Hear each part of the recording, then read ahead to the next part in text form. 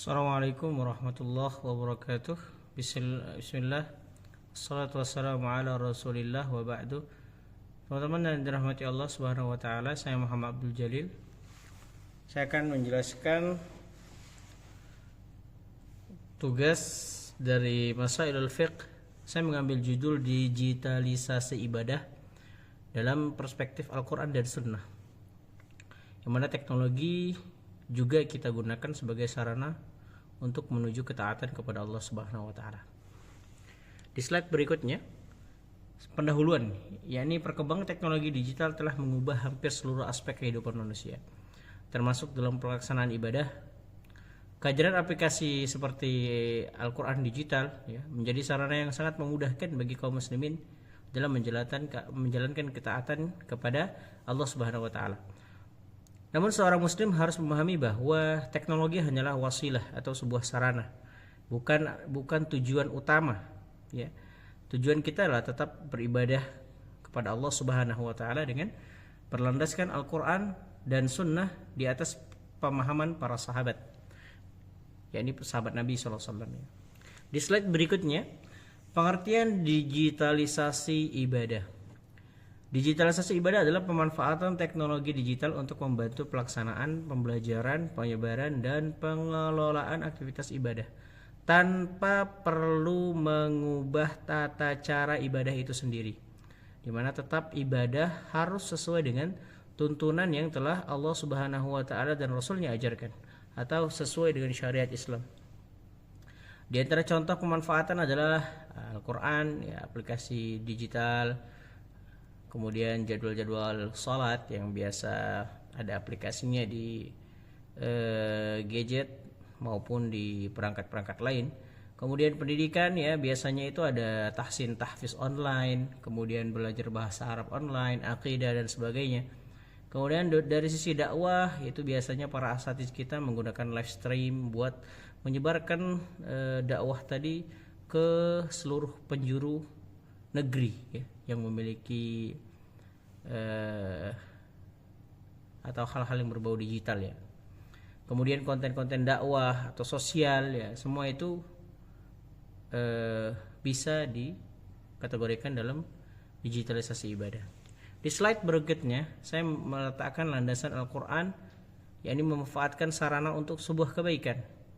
Allah Subhanahu wa taala berfirman di dalam Quran surah Al-Maidah, "Wa ta'awanu 'alal birri wat taqwa." Maka berta'awunlah kalian terhadap kebaikan dan ketakwaan. Di antara tolong-menolong dalam kebaikan dan ketakwaan adalah menyebarkan atau kita memberikan informasi-informasi tentang kebaikan melalui media sosial mungkin, Intinya tidak secara langsung, menggunakan media. Ini salah satu bentuk manfaat daripada digitalisasi ibadah. Atau di dalam kaidah usul, al-wasailu laha ahkamul maqasid.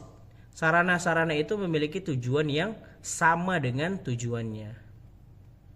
Sarana-sarana itu memiliki hukum yang sama dengan tujuannya. Jadi seandainya kita memiliki tujuan yang baik, yakni untuk dakwah atau untuk penyebaran ilmu yang lebih luas, maka menggunakan digital ini termasuk sarana-sarana yang dibenarkan. Teknologi dapat menjadi sarana untuk saling membantu kita dalam kebaikan dan ketakwaan. Di slide berikutnya, yakni menyampaikan dakwah. Ud'u ila sabili rabbika bil hikmati wal mau'izah. Serulah manusia kepada jalan Tuhanmu dengan hikmah dan pelajaran.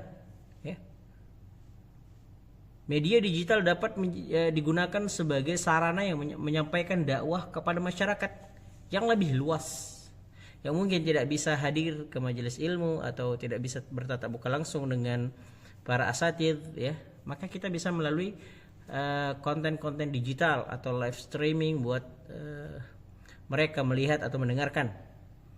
Kemudian di ayat lain Allah mengatakan, maka bertanyalah kepada orang yang berilmu jika kalian tidak mengetahui. Fas'alu ahla dzikri in kuntum la ta'lamun. Teknologi ini memudahkan umat Islam mengakses ilmu dari para ulama atau asatidz yang terpercaya. Ya, kita tidak pernah bertemu dengan Syekh Fulan, Ustadz Fulan, akan tetapi dengan adanya digitalisasi ibadah kita bisa mengakses mereka, ya, walaupun kita berbeda tempat. Kemudian di slide berikutnya adalah landasan sunnah Rasulullah SAW. Nabi mengatakan barang siapa yang menunjukkan kepada suatu kebaikan maka ia akan mendapatkan pahala seperti pahala orang yang mengerjakannya. Ya, di antaranya kebaikan tadi ya kita share video bermanfaat, kemudian mereka amalkan, kita mendapatkan pahala sebagaimana mereka mengamalkannya gitu. Ya. Baik itu secara lisan atau secara digital. Nah, ini termasuk ke dalam hadis tersebut. Menyebarkan ilmu, kajian dan nasihat melalui media digital termasuk bentuk menunjukkan manusia kepada kebaikan. Berikutnya manfaat digitalisasi ibadah ya banyak ya, diantaranya memudahkan belajar, mempermudahkan dakwah, mengingatkan kita akan ibadah dengan jadwal-jadwal sholat misalnya, kemudian memperluas jangkauan ilmu gitu. Kita bisa mengakses di tempat manapun ya. Kemudian batasan digitalisasi ibadah menurut syariat. Yang pertama, tidak mengubah tata cara ibadah ya, yang jelas ya. Kita tidak bisa mengubah tata cara ibadah walaupun kita menggunakan digitalisasi ibadah. Contohnya kita menggunakan aplikasi Al-Quran. Itu benar, karena kita pakai Al-Quran digital. Tapi kita tidak boleh membuat tata cara zikir atau hal-hal baru yang tidak dicontohkan Nabi SAW gitu, dengan digital tadi. Kemudian kita harus memastikan sumbernya itu dari mana. Walaupun yang kita dengar, apa yang kita baca itu sebenarnya sudah benar gitu, dan memang itu sahih hadisnya misalnya, tetapi kita harus juga meng-cross check ya. Kita cross check karena Allah mengatakan fatabayyanu, maka hendaklah kita meneliti atau membaca, memastikan ulang sumbernya. Kita wajib ya memastikan sumber ilmu yang kita terima itu adalah benar. Ya.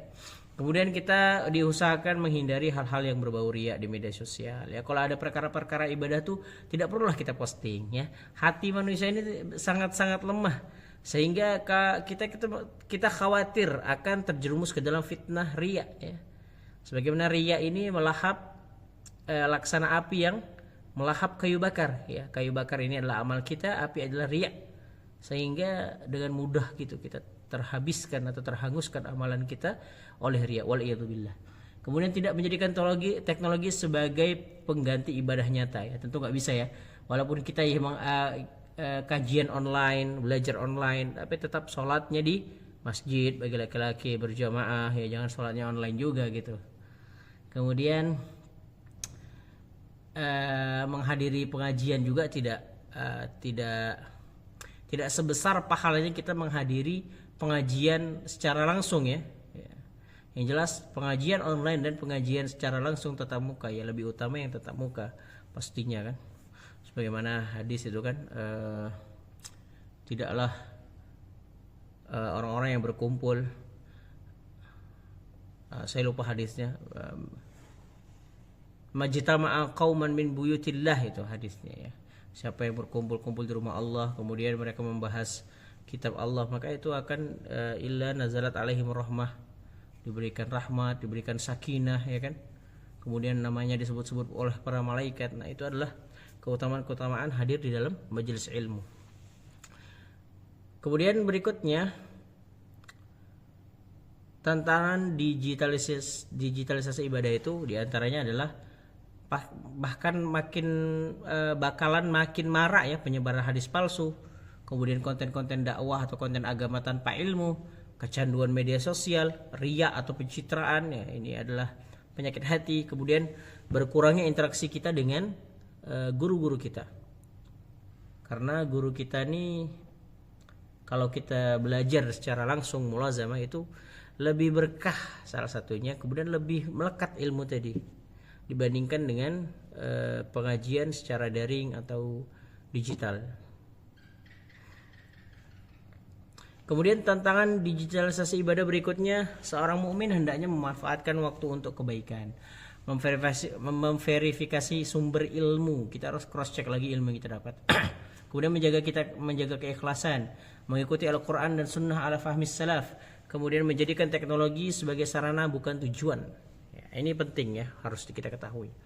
Nah, kesimpulannya di slide terakhir, Digitalisasi ibadah merupakan pemanfaatan teknologi untuk membantu pelaksanaan dan penyebaran ajaran Islam. Wasilah atau sarana.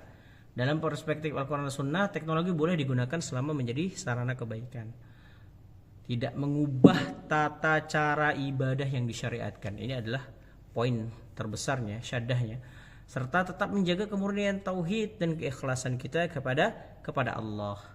Kemudian pesan penutup dari saya tampilkan di slide ini. Teknologi ini hanyalah sebuah alat, sedangkan ibadah adalah tujuan kita. Jangan sampai kemajuan teknologi menjauhkan kita dari Allah Subhanahu wa taala, tetapi jadikan ia adalah sarana untuk semakin dekat kepada Allah Subhanahu wa taala.